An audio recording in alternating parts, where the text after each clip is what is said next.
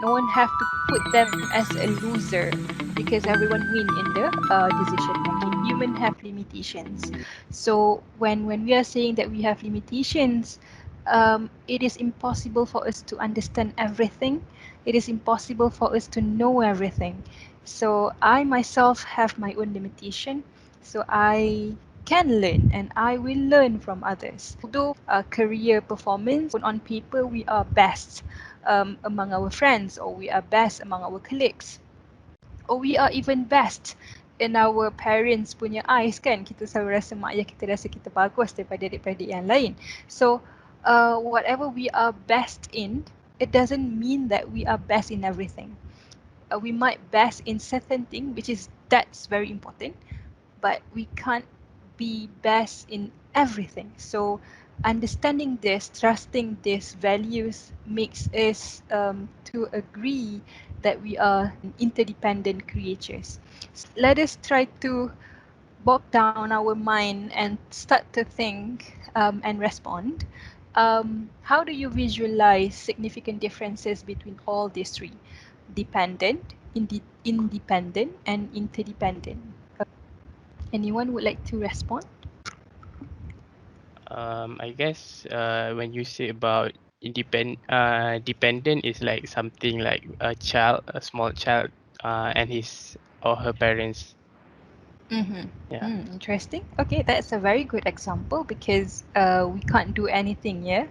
Waktu tu kita Mm. tak boleh jalan, kita tak boleh makan. Semua benda lah kan, semua benda orang kena buat untuk kita.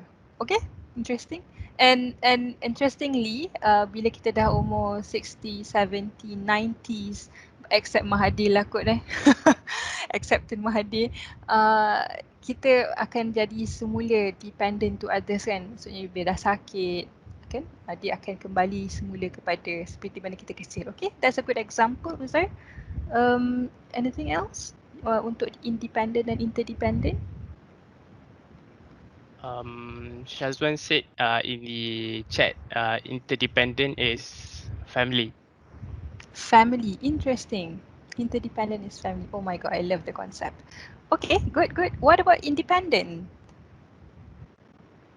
Secara generalnya kita akan biasa follow through independent ni dalam bila kita ada transition period of from uh, in adolescent years lah kan. Kita selalu kata kita nak freedom, kita nak being independent, kita tak nak minta opinion daripada orang lain.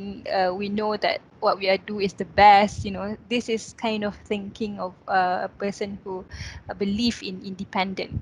Uh, in short, how I see it, I just put it as an illustration that dependent. If a person kita put it the person tu warna kuning, yang lain tu adalah factors or environment or people around or things or whatever. So being dependent adalah kita duduk di tengah-tengah tapi kita dipegang oleh semua orang lah. So seolah-olah bila kita dilepaskan, kita tak boleh nak buat apa-apa. And I think the example as macam baby tadi tu memang sangat tepat lah kan, sebab kita memang tak boleh nak buat apa-apa tanpa orang lain. And coming into independent, I put it like kita warna kuning tu juga, yang lain tu berada di sekitar tetapi we are not connected. So when we wanted to have something from this person, then we're gonna go to this person. Or when we need to go macam having macam a break, nak have a rest, pergi go for hiking ke whatever, so we gonna go to the nature, something like that. So we are, it seems to be that we are independent in a way, but the idea is that Covey brings in the book of 7 Habits of Highly Effective People ni, he tried to bring the change of moving from dependent to independent towards interdependent, and this is the ultimate way of how we go through our life, and how the interdependent in my illustration or in my visualization is, this is the way we are connected each other. So say for example, Tadi contoh dia sama je, kita pergi nature kan, but we are not being terpecah-pecah lah dalam kehidupan kita. So say for example, we love the nature bila kita nak go for improving our spirituality or improving our health or fitness. So but say for example kan macam we are driving because we love the nature, we appreciate the nature.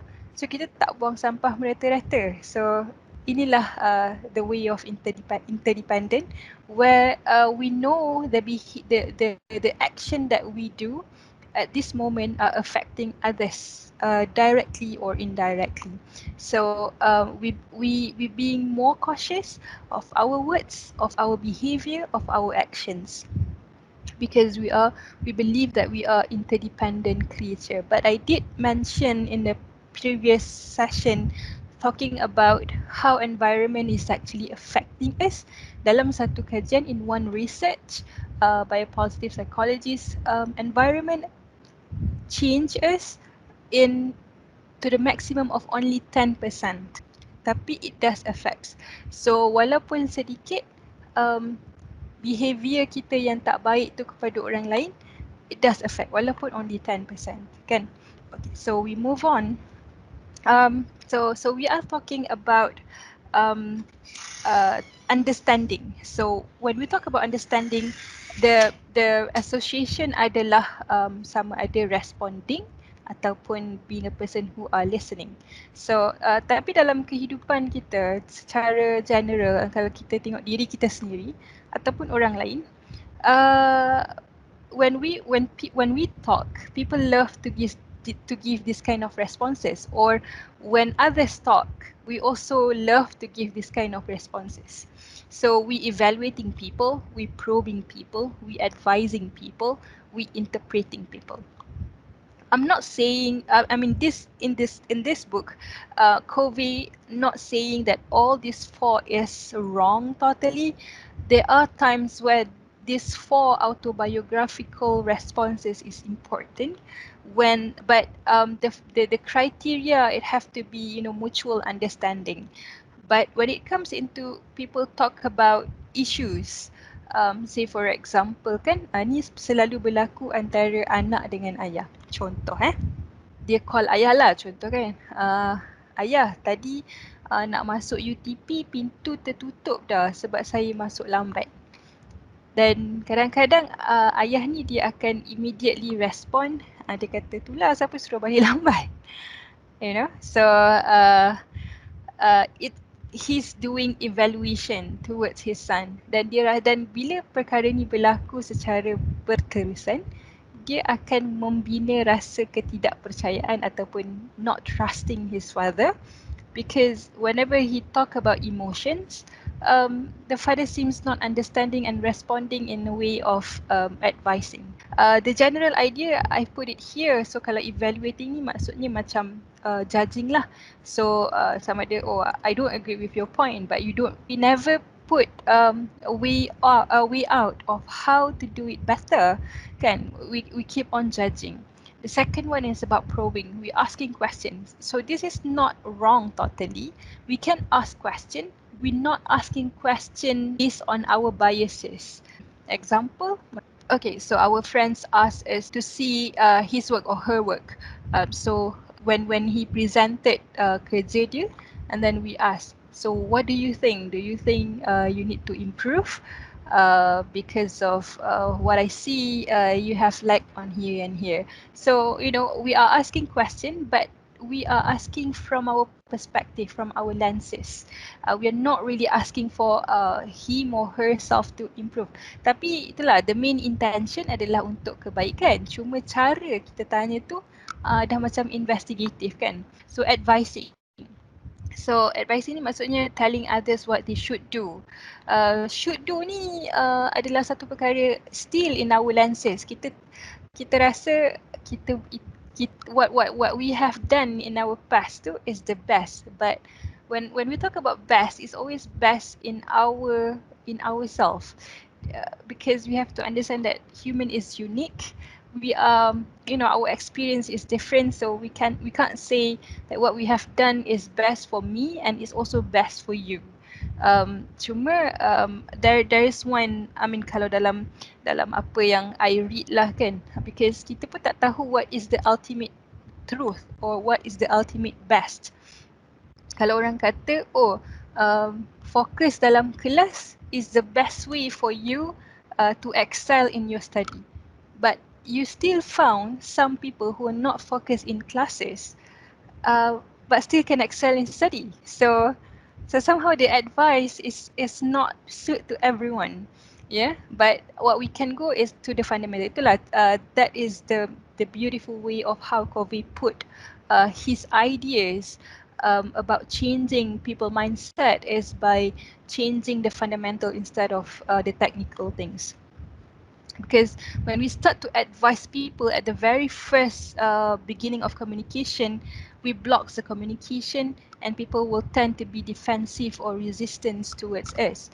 Or kalau dalam bahasa Arab ni kita kata, we got to be rahmah lah kan. Kita perlu menjadi seorang yang rahmah dalam memberi kata-kata. And the last one is about interpreting. People always do this. You need to, doing analyzing. People like this. Or cerita tentang kenapa Trump boleh jatuh or Biden boleh menang. We are not saying the analysis tu salah, tetapi somehow we are putting our motives behind what their behaviors. We are trying to understand their behaviors from our lenses or from our motives. Or we can't say every behavior has positive meaning. I got a picture of apa nama ni, perompak. Um, kita takkan kata perompak tu bagus kan, sebab benda tu memang tak bagus. Tapi kalau kita mungkin have a time sit with all these perompak, mungkin ada some of them merompak tu adalah kerana nak feed the family kan. So every behavior has positive meaning. And instead we talk about pornography. Some people have a positive intention towards this because of their sexual desire. Maybe mungkin benda ni agak sensitif, tapi what I want to say or to firmly say here adalah whatever behavior yang dia buat tu memang salah, tapi kita tak boleh nak question the intention kenapa dia buat benda tu. So nanti kita akan discuss. So kita nak ambil short quiz, boleh eh? Semua orang boleh scan the QR code. Okay, sebenarnya soalan ni dia tak ada salah dan betul pun. Masing-masing ada interpretation masing-masing of how we understand what is evaluating, what is probing, what is advising, what is interpreting. And I do not want it to be, you don't have to categorize your thoughts later on. Oh, okay, am I evaluating?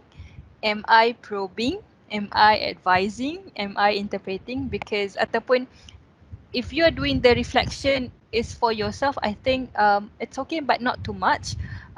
But if you were doing it for people, then I think that is not good. Okay, sebab kalau tak kita akan jadi orang yang evaluating jugalah pada orang lain. So whatever that we understand here, it's for our personal usage. So this is some question that I share with you guys. So in my view, the first question is evaluating. Okay, and then the second one, in my perspective, it's probing because we talk about asking questions. And then the third question, in my view, I will say evaluating. Tapi mungkin ada orang yang ada jawapan lain dan ramai kata interpreting. Mungkin. Then the last question is, in my understanding, it will be an evaluating punya state. But some of you guys, or we have the same numbers of saying advising. Yeah, it could be right too. So as I said, there is macam tak ada jawapan salah dan betul. It depends on how we see it. But generally, I do hope that you just have a right understanding about these four things, and please don't start evaluating others with these four autobiographical responses. Okay, so let's move on. And because we talk about it should be here first, dalam UTPS we talk about empathy listening. um, and so what is empathy listening? We listen with ears, eyes and heart to move below surface meaning to the feelings and issues that really matter. Okay, and mungkin ada masa kita ignoring things, mungkin ada masa kita pretended listening. Kan macam bila mak ayah kita bagi advices kan, biasanya kita buat apa? Ignoring ke, pretended listening ke, selective listening. So ada tapi itulah how much, dan people start to ask how much that we have to listen. Maybe the next slide will answer.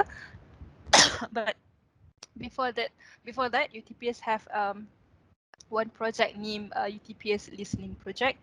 So we are moving into friends, peers around in UTP could start to book a listening slot dengan our listeners here. And some of our listeners have become the trainer for our listeners. We should do a lot of training in listening, tapi we have to put it off for a while because of this current condition. And so the point in this empathy listening or autobiographical responses, it's about we have to seek first to understand, then to be understood. So things that we have to ask ourselves: do I know what seeking first to understand is?